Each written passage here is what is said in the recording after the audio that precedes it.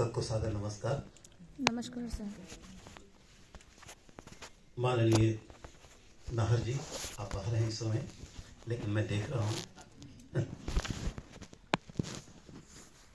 और मेरे प्रिय साथियों, अच्छा लग रहा है अपनी युवा पीढ़ी को सामने देखकर, जिसने फिर संपूर्ण भारत की अग्रिम शिक्षा का दायित्व अपने कंधों पर लेना है।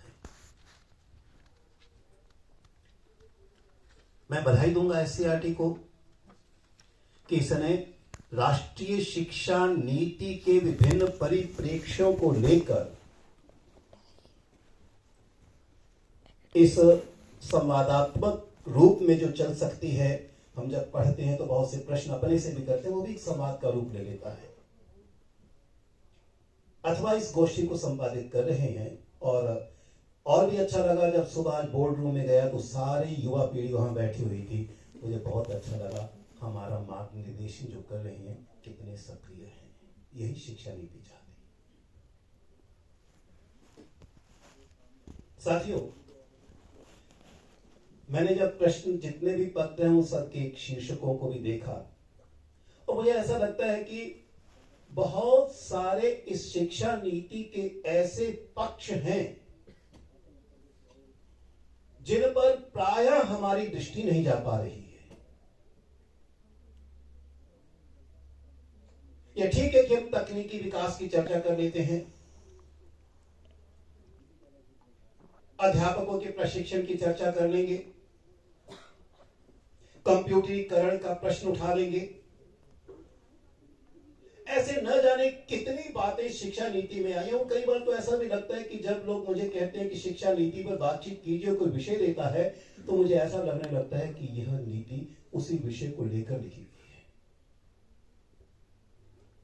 जब मैं देखता हूं कि अध्यापक और विद्यालय जो हमारे इस संगोष्ठी का, इस सम्मेलन का जो मुख्य बिंदु है, उस दृष्टि से जब मैं देखने लगा हूं तो मुझे कुछ बातें बहुत अधिक अपनी ओर आकृष्ट करने लगी कि संभवतः इन बिंदुओं की ओर ध्यान देना अनिवार्य है।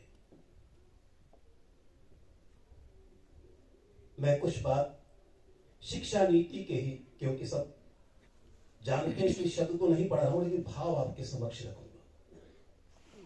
इस शिक्षा नीति का पहला अध्याय अपने आप में एक संपूर्ण सारत्व को समाये हुए है। It is gist of the whole policy. यह एक बहुत महत्वपूर्ण तत्व आया है। दूसरा अथवा तीसरा अनुच्छेद है, पहला वाक्य ही बहुत मजेदार है। पहला वाक्य शिक्षा नीति का, और जिसे हम प्रायः भूमिका के रूप में छोड़ देते हैं, लेकिन पहला वाक्य इतना महत्वपूर्ण है। यदि हम उसे नहीं समझ पाएंगे तो लगता है कि हम शिक्षा नीति के साथ अन्याय करने जा रहे हैं। पहला वाक्य है कि बच्चे की संपूर्ण क्षमता का विकास, जो कुछ बच्चे में है उसकी क्षमताओं का विकास करना है। शिक्षा कहीं उसके साधन के रूप में आ जाती है। आपको ध्यान होगा 2002 से पहले जो भारत का संविधान बनता है, 1950 में जब आता है, अनेक संशोधन हुए और एक 86वां संशोधन 2002 में हुआ। 12 दिसंबर 2002 को वो घोषित होता है और उसमें शिक्षा को 45वें अनुच्छेद से लेकर किसमें ढाला गया है?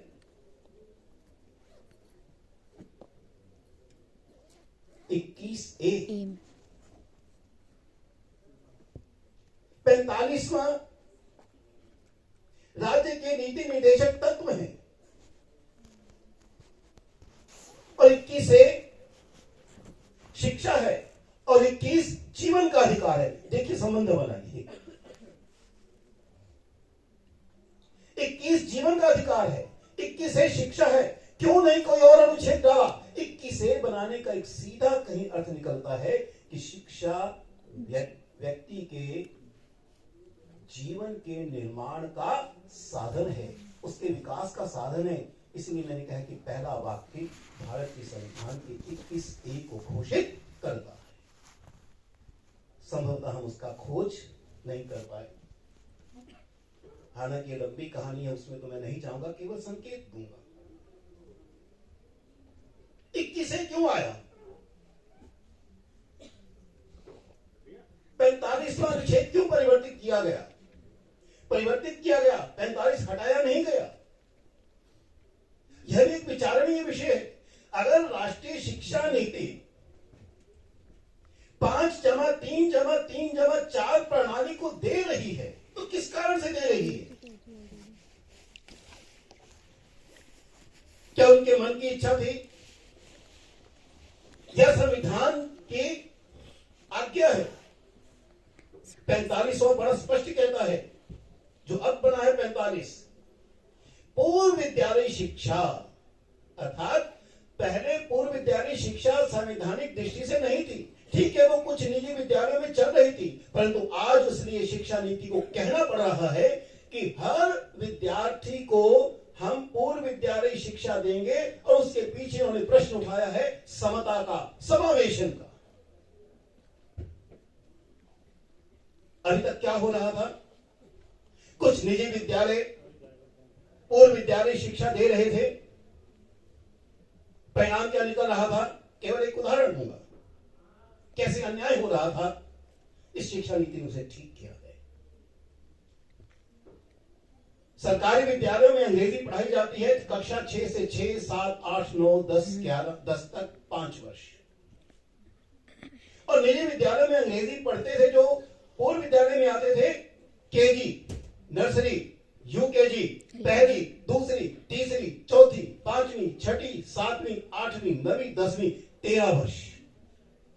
लेकिन सीबीएसई का दोनों को प्रश्न पत्र अंग्रेजी का 10वीं का समान आता था। यह अन्याय था, यह न्याय नहीं था। इसे कैसे दूर किया जाए?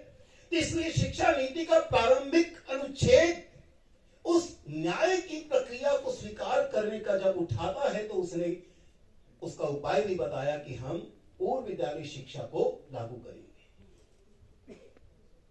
और वहीं यह वाक्य आता है कि बच्चे की संपूर्ण क्षमता का विकास। इसका अर्थ है कि शिक्षा केवल बौद्धिकता तक सीमित नहीं होगी। दुर्भाग्य से हमारी सारी परीक्षाएं बौद्धिक की परीक्षा तक रह गई। हम उसमें कह देते हैं कि बच्चे का सर्वांगीण विकास, लेकिन जिसकी सुंदर व्याख्या प्राचीन भारतीय परंपरा करती है। क्या हो सकता है संपूर्ण विकास? और यह अनिवार्य है और बड़े ही सुंदर ढंग से, क्योंकि शिक्षा नीति जब बार बार कहती है हम भारतीय ज्ञान परंपरा को लेकर चल रहे हैं, तो उसमें उसका एक मूल तत्व निकलता है। प्राचीन भारत में क्या कहा गया? संपूर्ण विकास की संकल्पना तो तैत्तिरीयोपनिषद का शिक्षावल्ली अध्याय देता है। उसने कहा है पंचकोशीय विकास। पंचकोशी का अर्थ अन्नमय कोश, प्राणमय कोश, मनोमय कोश, विज्ञानमय कोश और आनंदमय कोश। शारीरिक विकास, प्राणिक विकास, भावात्मक विकास, बौद्धिक विकास और उसका आध्यात्मिक विकास, जिसकी पुनः शिक्षा नीति बार बार चर्चा करती है। संकेत केवल देता हुआ चल मैंने विशेष रूप से आपके सामने उठाया। क्यों? यह कोश कहती है, जिसका अर्थ है बच्चा कोरी स्लेट नहीं है। कोश एक बीज के समान है। उस बीज में सारा का सारा वृक्ष समाया हुआ है। उसे व्यक्त होना है, उसे अभिव्यक्त होना है, उसे प्रस्फुटित होना है, उसे बाहर आना है। काम तो हमारा वातावरण का निर्माण करना है। बीज को पृथ्वी में डालिए, गुड़ाई कीजिए, वायु आने दीजिए, प्रकाश आने दीजिए, खाद दीजिए और इस प्रकार से जब अंकुरित होता है कितना बड़ा वृक्ष बन जाता है। यानी बच्चे में क्षमताएं तो विद्यमान है, उन्हें पहचानना होगा। जिसमें शिक्षा नीति का पहला सिद्धांत, पहले अध्याय का पहला सिद्धांत कहता है अभिभावकों के साथ मिलकर अध्यापक बच्चे के अंतःकरण को देखे, उसकी ऊर्जा को पहचाने, उसे मान्यता दे और फिर उसे विकसित करने के उपाय सोचे। यानी बच्चा कोई स्लेट नहीं है। ये जो हमें बार बार शिक्षक के पाठ्यक्रमों के अंतर्गत स्किनर मनोविज्ञान पढ़ाया जाता रहा, प्लेटो पावलोव का जो सिद्धांत पढ़ाया जाता रहा और कहा जाता रहा टेबुला रसा, कोई स्लेट है बच्चा। अरे कोई स्लेट नहीं है। जिसे फिर सन 2005 में जब राष्ट्रीय शिक्षा नीति की रूपरेखा आती है, राष्ट्रीय पाठ्यचर्या की रूपरेखा, उसने सिद्धांत दिया, उसने कहा संरचनावाद, कंस्ट्रक्टिविज्म, जिसका सीधा था बच्चा कोई स्लेट नहीं है। प्रश्न है कि विद्यालयों में हम अभिभावकों को जब पीटीए की चर्चा करते हैं, अभिभावकों को किस लिए बुलाते हैं? शिकायतों के लिए बुलाते हैं। पीटीए बन गया पीटीए, घर वाले कहते हैं पीटीए और मां अभिभावक भी कहते हैं आप पीटीए। लेकिन होता था पेरेंट्स टीचर एसोसिएशन। कैसे दोनों का साथ में का संवेदनशील मन से सेंसिटाइजेशन का प्रश्न उठाया है। संवेदन होता है समवेदना। उस बच्चे की वेदना की समानुभूति कीजिए, उस बच्चे को दर्द को पहचानिए, उसे मूर्ख मत मानिए। वो अपनी भाषा लेकर आता है, अपने अनुभव लेकर आता है, अपना हंसना लेकर आता है, अपना रोना लेकर आता है। न जाने जो उसने जीवन में कितना देखा, उसके साथ कक्षा में प्रवेश करता है तो वो कोई स्लेट नहीं। तो क्या हम उस बच्चे को पहचान पा रहे हैं? अगर कोई बच्चा बहुत अधिक कक्षा में घर पर बात करता है, छोटे बच्चे बहुत बात करते हैं और माता पिता भी कहते हैं देखो पता नहीं नए नए माता पिता जो बनते हैं कितनी बातें करता है, ये करती है, हमने तो कुछ नहीं सिखाया फिर भी इतना बोल देता है। लेकिन उसी बच्चे को जब विद्यालय में उसकी अध्यापिका हिंदी में, अगर वो हिंदी माध्यम का है, हिंदी में अनुत्तीर्ण कर भेज देती है, तो मुझे आश्चर्य होता है, अरे उसे हिंदी नहीं आती या घर की बोली नहीं आती तो इतनी बातें कैसे करता? हमने क्या परखा? हमने क्या जाना? हम तो प्रश्न पत्र नहीं बना पा रहे और कहते कि बच्चा असफल हो गया क्योंकि हमने उसकी समवेदना नहीं की, उसके स्तर पर नहीं गए।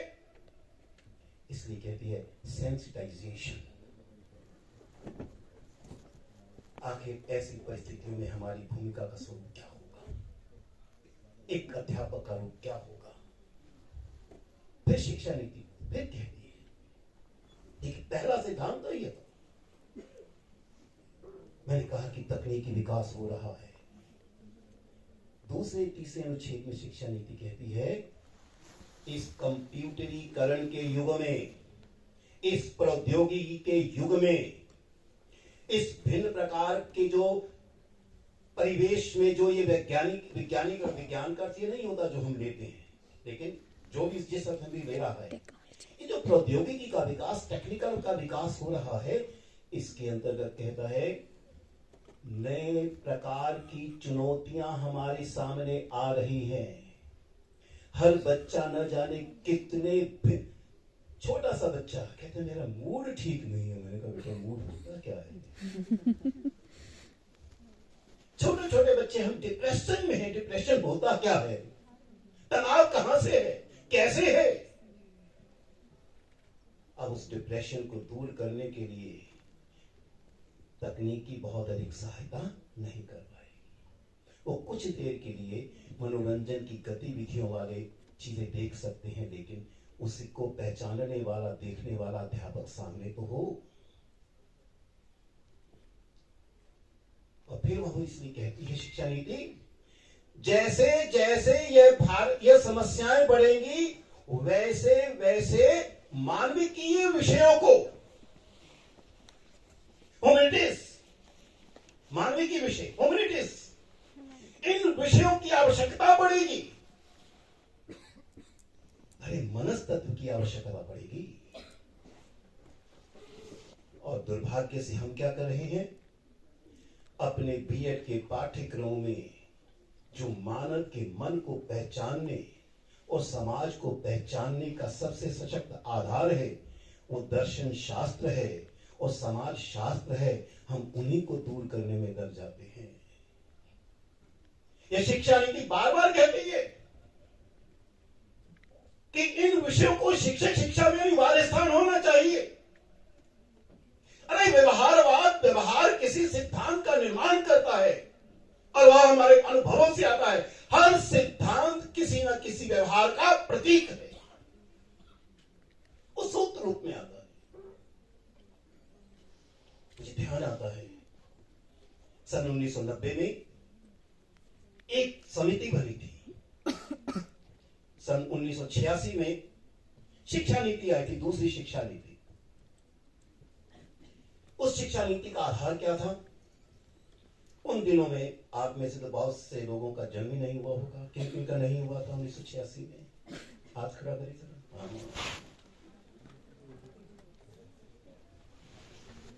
एक बेटा वाक्य प्रचलित था, मैं उन्हीं को कह रहा हूं, बेटा वाक्य भी सोच सकते, मैं बोलता हूं टुवर्ड्स 21st सेंचुरी, तकनीकी विकास की ओर 21वीं सदी, ये बार बार प्रश्न उठाया गया और इसलिए तकनीकी को, प्रौद्योगिकी को महत्व देते हुए पूरा अध्याय उस पर लिख डाला। लेकिन सोचना पड़ेगा, इस तकनीकी विकास को भी तो लाने वाला मनुष्य होगा। अरे अंग्रेजी में भी मैन कहा गया है। मैन नहीं, वो मन है, चिंतनशील प्राणी है, मन से ही मैन बना है। तो उसने कहा, रामामूर्ति समिति ने पूरा विचार किया, क्योंकि यह पुनरीक्षण समिति थी, रिव्यू कमेटी थी, और उसके प्रतिवेदन का बहुत सुंदर नाम है। देखिए, पहचानिए क्या कहता है।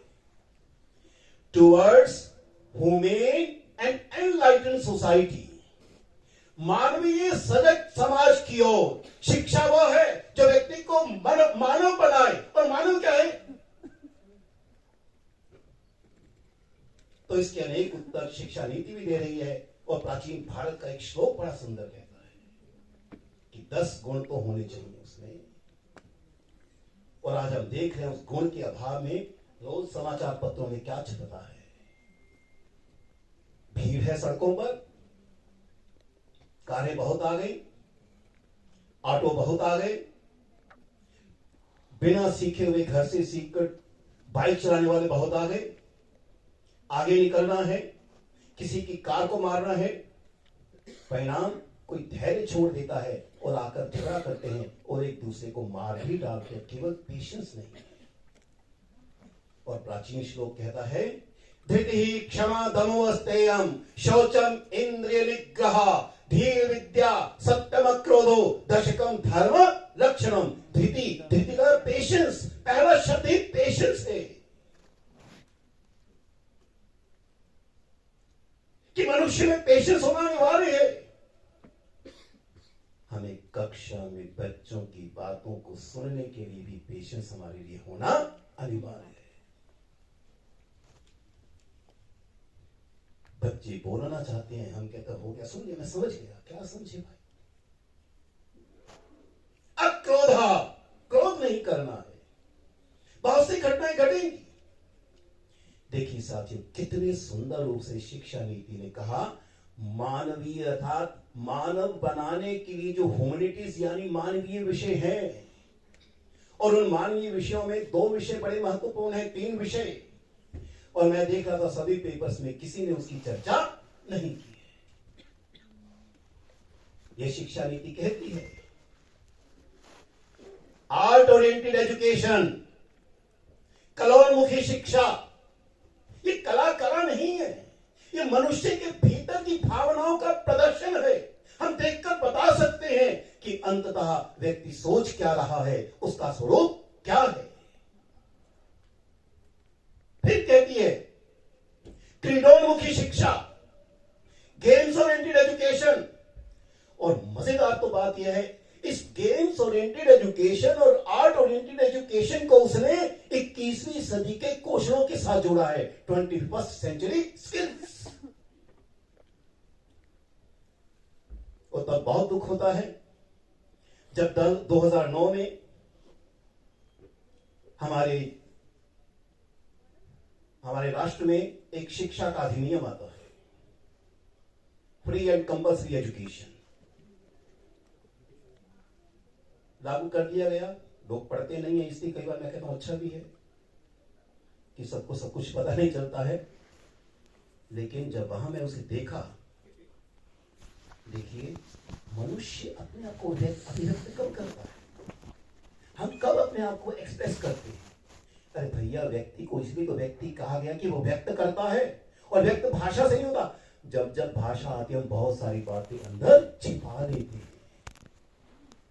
जो बोलते हैं वो करते नहीं, जो करते हैं वो कहते नहीं। कथनी करनी में अंतर रहता है, लेकिन चेहरा बहुत कुछ बता देता है, वो बहुत जल्दी नहीं छिपा पाता है। इसलिए तो किसी को कहना पड़ गया था कि भैया किताबें तो बहुत बड़ी होंगी, तूने किसी का चेहरा भी पढ़ा है या नहीं पढ़ा।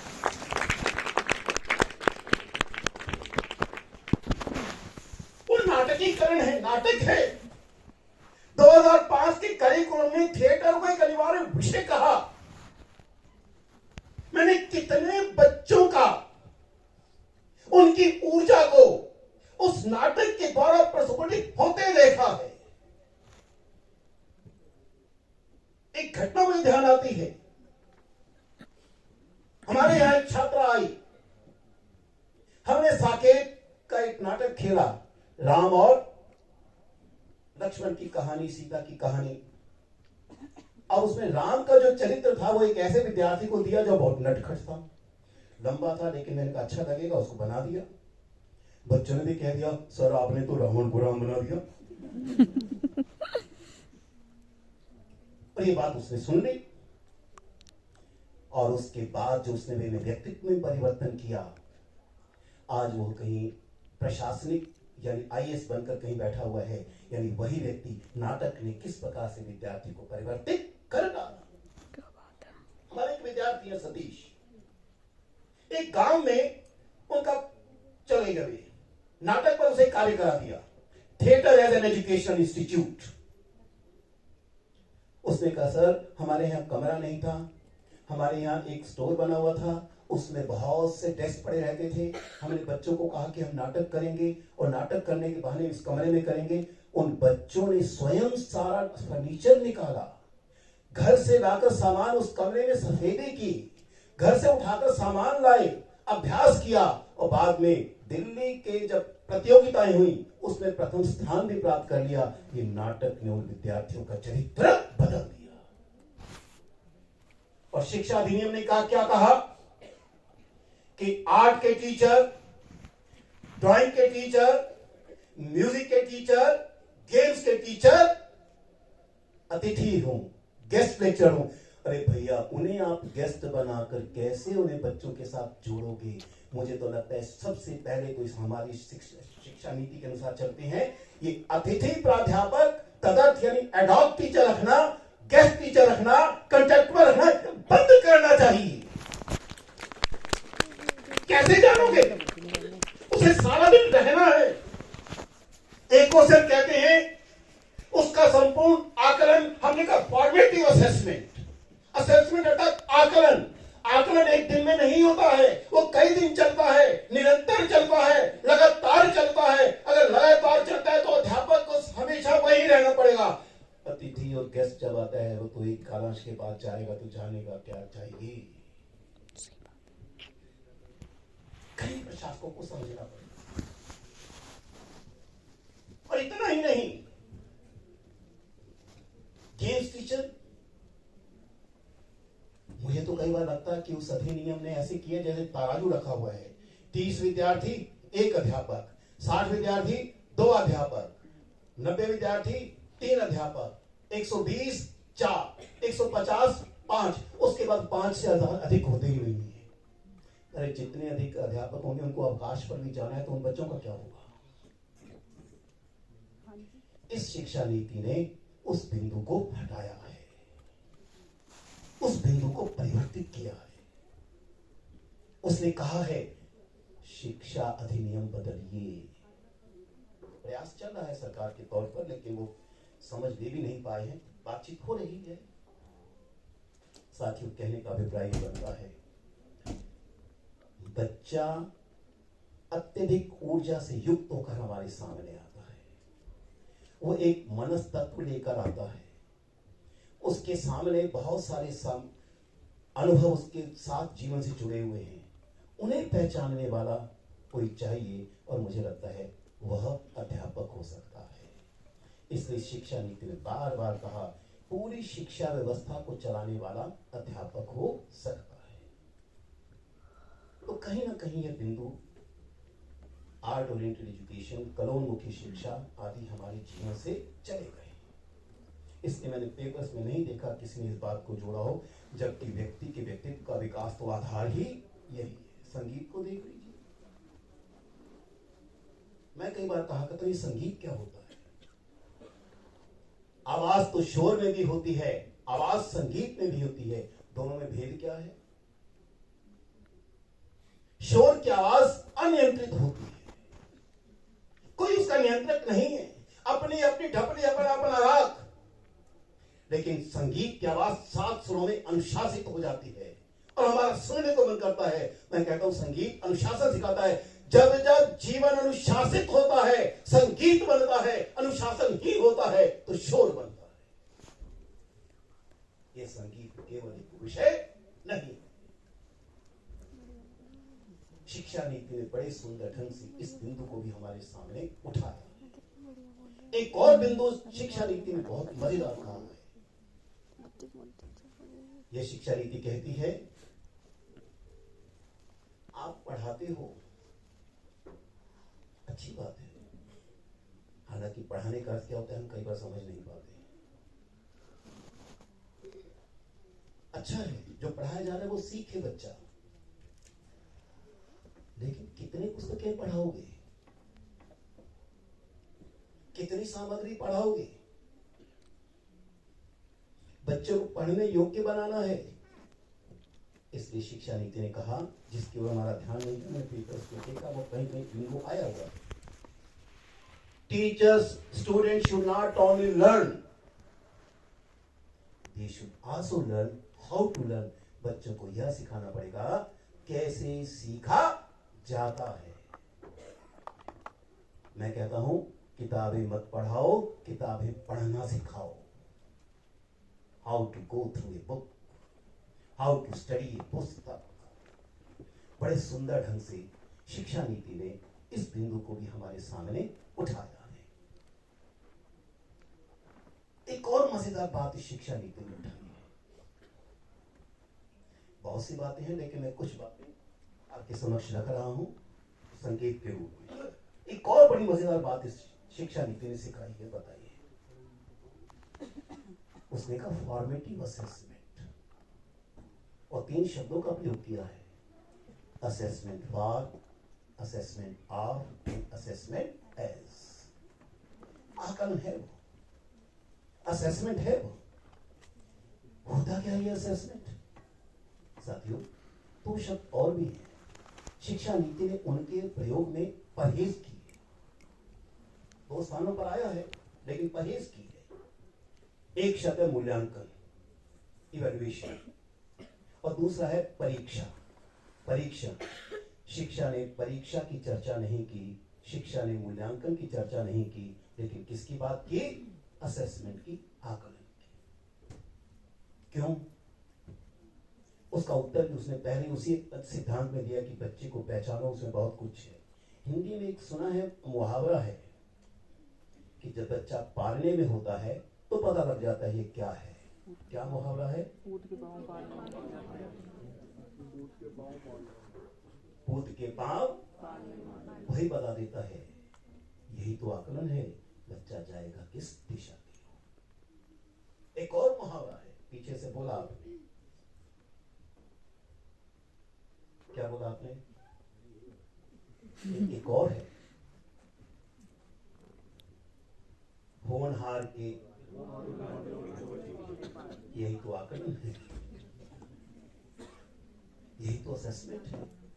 कौन किस दिशा में जाएगा, हमें दिशा निर्धारित उसे करनी है, लेकिन दिशा में कैसे जाएगा वो मुझे सिखाना है।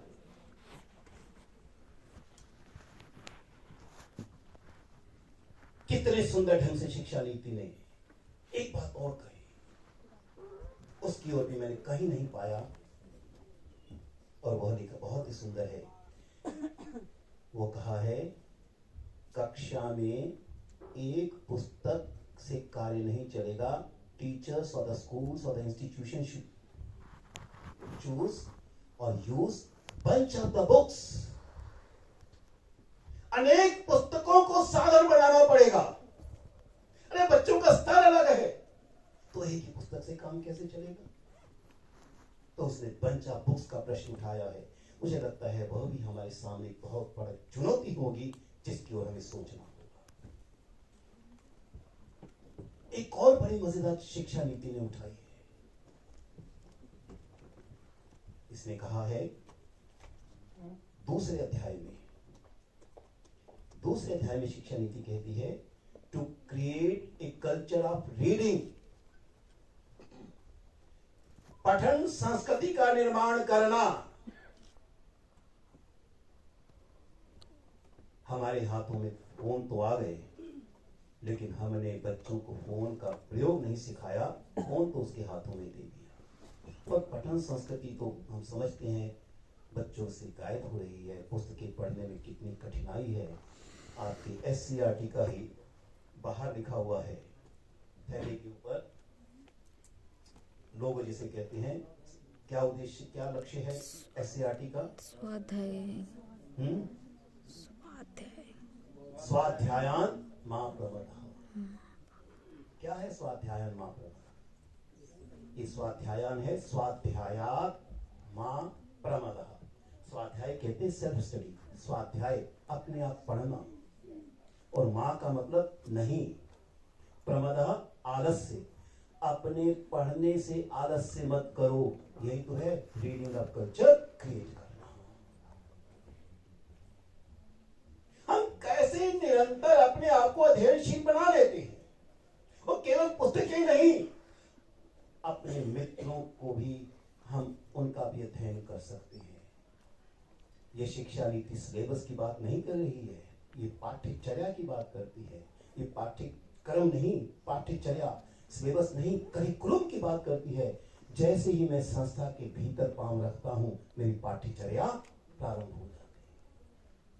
पाठ्यक्रम तो कक्षा में पढ़ाए जाने वाले विषय हैं, लेकिन पाठ्यचर्या को संपूर्ण, यानी अगर प्रधानाचार्य मुझसे रुष्ट हो जाए, उसे कैसे प्रसन्न करना है, ये भी तो पाठ्यचर्या है।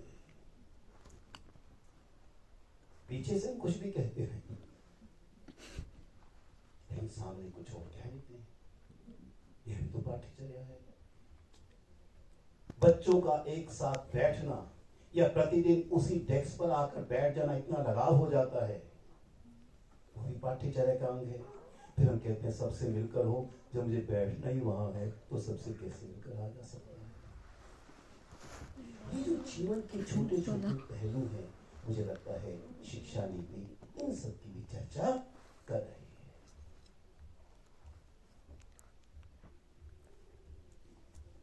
आपका शुभ नाम क्या था?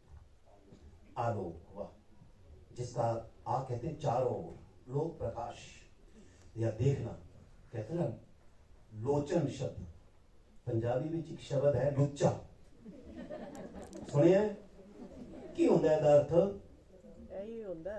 लुच कहते हैं वेखना, जिससे देखा है, जो दूसरों के घर में झांकता रहता है ना, उन्हें कहते हैं लुच्चा। लेकिन उसमें लोचन शब्द है, लुच से लोचन बना है। आलोक जिसका प्रकाश चारों ओर। इन्होंने आगे ही एक बात कही, जब बातचीत करने लगे, शोध, रिसर्च की शिक्षा नीति का पूरा 17वां अध्याय शोध पर चला गया। क्यों भाई, किसने दे दिया शोध? और ये शोध का अर्थ क्या होता है? क्या ये केवल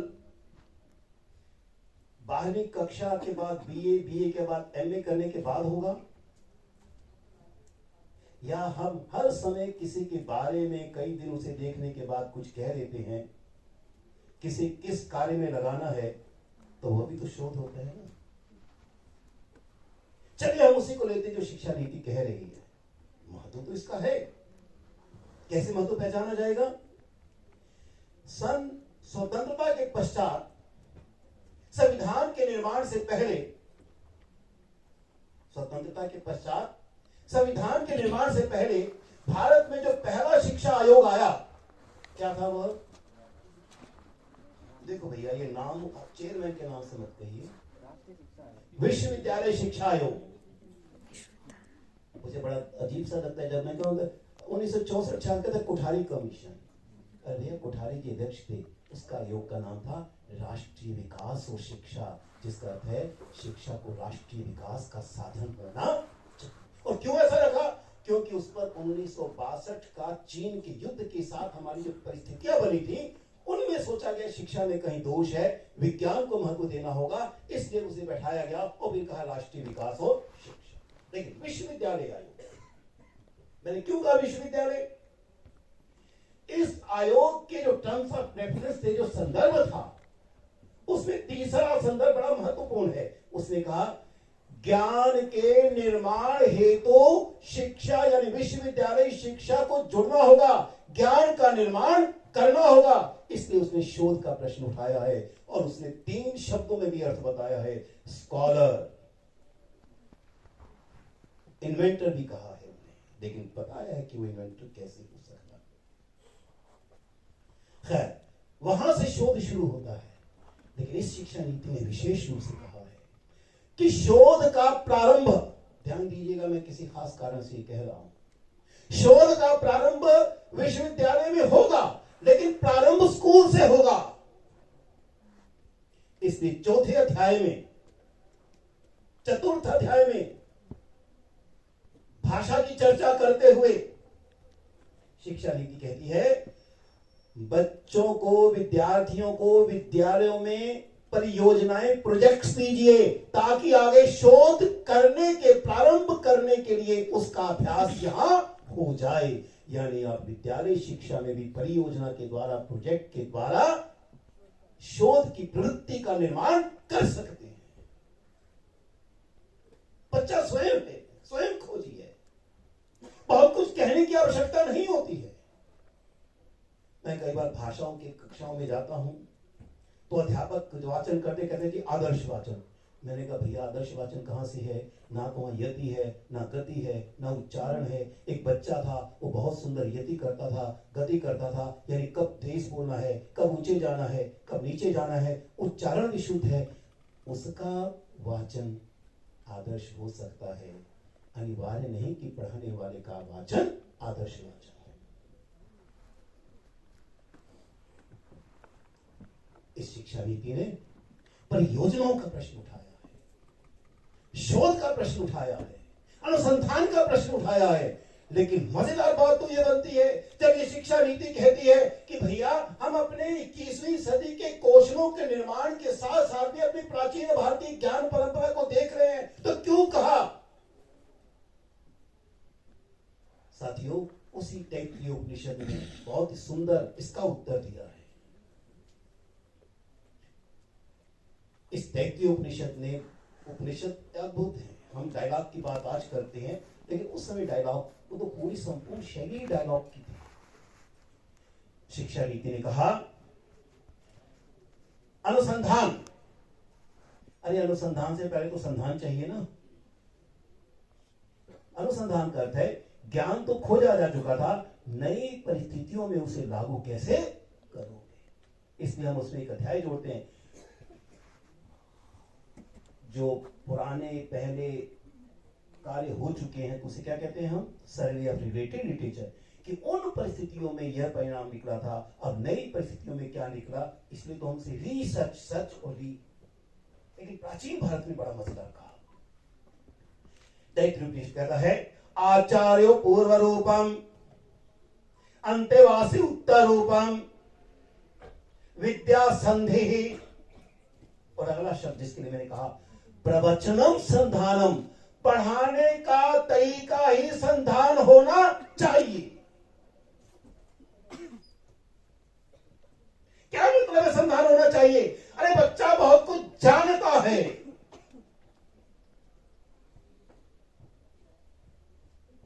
हमें प्रश्न करना नहीं आया, वो कोरिलेट नहीं है। नहीं तो 2005 का करिकुलम फ्रेमवर्क कंस्ट्रक्टिविस्ट अप्रोच लेकर नहीं आता। और मजेदार तो बात यह है, ये 2005 का करिकुलम कंस्ट्रक्टिविस्ट की बात नहीं कर रहा, भाषा की चर्चा नहीं कर रहा, वो तो भर्तृहरि कर दी। न सोअस्ति प्रत्ययो लोके, सुंदर श्लोक है कि इस जीवन में, इस संसार में एक भी संकल्पना ऐसी नहीं है जिसे भाषा के बिना समझा जा सके।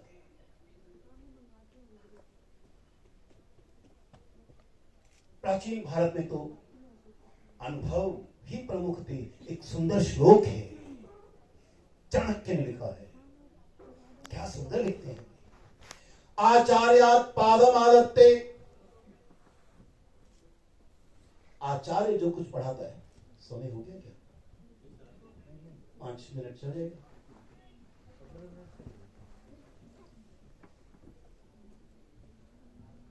आचार्यात् पादम आदत्ते, आचार्य से तो 25% पाता है। पादम स्वमेधया, अध्यापक ने जो पढ़ाया है जरूरी नहीं कि बच्चा उसे स्वीकार करे, अपनी मेधा भी वहां जोड़ता है, इसलिए 25% वो अपनी मेधा से पाता है। पादम स्व ब्रह्मचारी भी, और 25% वो अपने साथियों से पाता है, जिसे आज हम कहते हैं पीयर रिव्यू।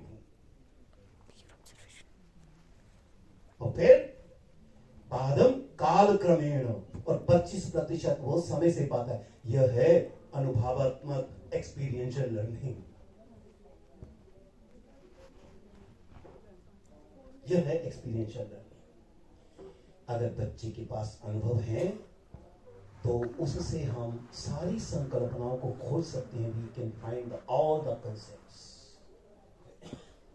इसलिए प्राचीन भारत में कहा गया, प्रवचनम संधानम, कहने का अर्थ बनता है केवल एमए या बीए या 4 वर्षीय डिग्री के बाद शोध प्रारंभ नहीं होगा। मैं अपनी कक्षा में भी बच्चों के अनुभव के आधार पर अगर सिद्धांतों का निर्माण कर सकता हूं तो वह भी शोध है, प्रवचनम संधानम। लेकिन उसके लिए प्रश्न करना आना चाहिए। इसलिए शिक्षा नीति ने कहा, अध्यापकों को प्रश्न करने का अभ्यास चाहिए। साथियों, ना जाने इस शिक्षा नीति ने ऐसे कितने सुंदर सुंदर तत्वों को हमारे सामने रखा है। आखिरी बात कहकर समाप्त करूंगा। बहुत सारे तत्व हैं, लेकिन एक मूल तत्व जिसकी ओर अभी भी ध्यान हमारा नहीं जा रहा, इस शिक्षा नीति ने भाषा को सर्वाधिक महत्व दिया है। लैंग्वेज कहा है उसने, लैंग्वेज इज ए पावर। भाषा शक्ति है। सच तो है, हम भाषा के कारण ही तो किसी को अच्छा अध्यापक, किसी को बुरा अध्यापक कह देते हैं। कोई जानता बहुत कुछ है लेकिन अभिव्यक्त नहीं कर पाता। कोई अभिव्यक्त बहुत अच्छा करता है लेकिन जान नहीं पाता, जानता नहीं है। कोई सभी प्राचीन भारत में एक बहुत सुंदर कहा है किसी स्थान पर, एक मालविकाग्निमित्रम नाटक है कालिदास का, उसके दूसरे अध्याय में एक श्लोक आता है,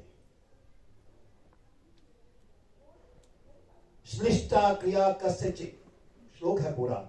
कहने भाव यह है, मैं भाव बता रहा हूं, कुछ अध्यापक, 2 अध्यापकों की लड़ाई हो रही है, कौन अच्छा है? तो उसने कहा, कोई अध्यापक विषय बहुत जानता है लेकिन दूसरे को संक्रांत यानी दे नहीं सकता।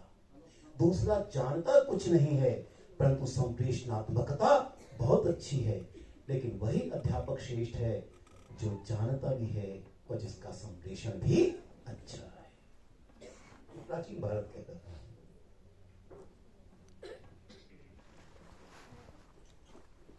इसलिए शिक्षा नीति कहती है भाषा महत्वपूर्ण है। मैंने बीएड के दौरान छात्रों को देखा, मैंने विद्यालय में पढ़ाते हुए देखा, गांव के बच्चों को देखा। मैं तो कई बार कहता हूं, गांव का बच्चा बहुत कुछ जानता है, शहर का बच्चा विज्ञान पढ़ता है, गांव का बच्चा विज्ञान जीता है। क्योंकि विज्ञान वहीं चल रहा है। एक साक्षात्कार हो रहा था, पहले हुआ करता था, अब भी होती है साइंस टैलेंट एग्जामिनेशन। बच्चे कुछ आए, प्रश्न किया गया, जैसे हम लोगों की आदत है, प्रश्न अंग्रेजी में किए बोर्ड ने, बच्चा उत्तर नहीं दे पाया, जो दिल्ली के बहुत सारे मॉडर्न डीपीएस के उत्तर दिए, क्षमा कीजिएगा मैं किसी का बुराई या अच्छाई नहीं कर रहा हूँ, लेकिन एक संकेत दे रहा हूँ। ऐसे विद्यार्थी आए, बहुत अच्छे उत्तर दिए, किसी कारण से गांव का बच्चा भी उस ग्रुप में आ गया, 5-7 आ गए, वो उत्तर नहीं दे पाए, तो परीक्षक ने कह दिया बेवकूफ पता नहीं कहां से आ गए हैं। एक बहुत ही संवेदनशील व्यक्ति वहां बैठे थे, सीआरपीएफ स्कूल प्रशांत विहार के प्रधानाचार्य थे, डॉक्टर सूरज प्रकाश, बड़े संवेदनशील थे। उन्होंने घंटी मारी, कहते इन सब बच्चों को रोक देना। फिर अपने मित्रों को कहा साथियों प्रश्न मैं करूंगा, आप बताना कौन जानता है और कौन नहीं जानता। कहते भेजो उनको वापस। दोबारा आए, उसने प्रश्न किया, बोल भाई पाला पड़ रहा है, खेतों में पानी देगा कि ना देगा।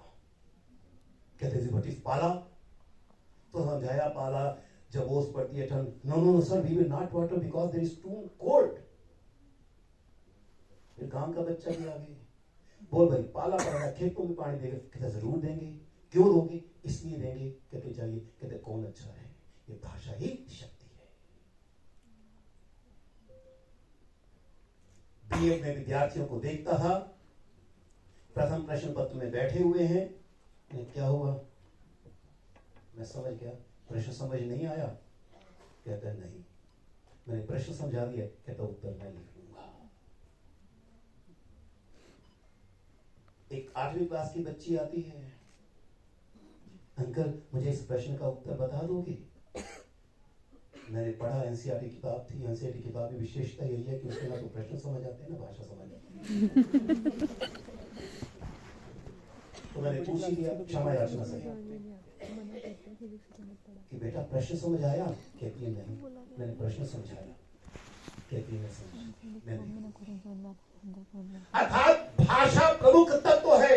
अगर बात समझ आई है, बच्चे के पास भी भाषा है, वो अपने आप को अभिव्यक्त कर सकता है। इसलिए शिक्षा नीति कहती है लैंग्वेज इज पावर। मल्टीलिंगुअलिज्म,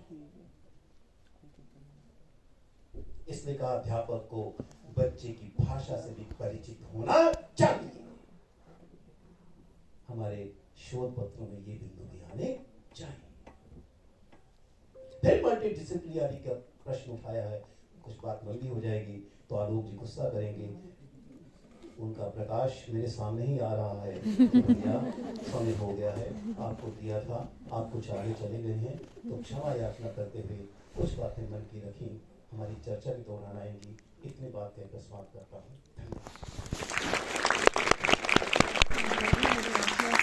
धन्यवाद।